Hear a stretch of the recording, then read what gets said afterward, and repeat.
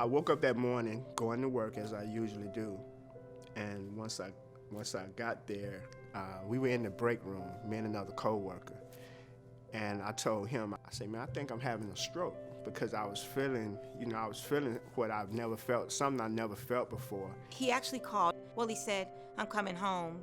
We need to go to the ER. I think you're having a stroke. I said, what? I kind of had the same reaction like the people he works with, because it didn't look like anything was wrong with him. And he said, no, I'm serious. I'm on my way home. And the next thing I knew, we headed to the ER. It was flu season, so the ER was crowded.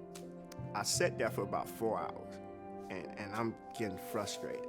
When I went up to the desk, I asked for a release form, and the receptionist up there, she gave it to me, but the doctor who waited on me as I came in, she was back there with my MRI. She peeped around the corner. She said, Ernest, you're not going nowhere.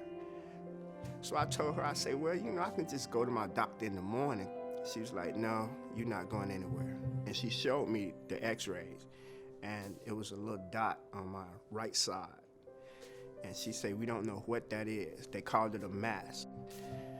She said, we don't know what that is, but what you were having were seizures. And so then we met Dr. Chandler, and they came in and told us about him needing the surgery. So, my mind's thinking, like, what do you mean they're gonna operate on his brain? Couldn't wrap myself around it, because I'm still looking at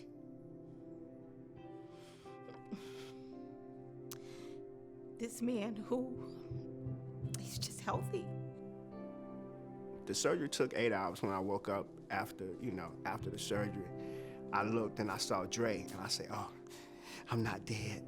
And then afterwards, I'm sitting there, and he wants his phone, and he's calling his mom and his daughters, and his kids, and I know it was so important that they heard his voice, and kind of makes you think, like, did you just have brain surgery? After everything was over, they told me that I would be paralyzed on my right side, but I've been always active, and I knew I was ready for the challenge. Well, by the time I left ICU, I was walking on my own. I felt like part of the family. I mean, it just got to the point, even when we would go, because radiation was 5 days a week for, I believe, about 6 weeks.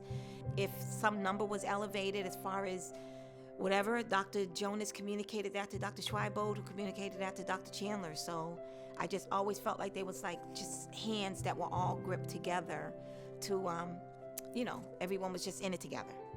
It's amazing that one day you go from being healthy to being in the hospital having surgery, a major surgery.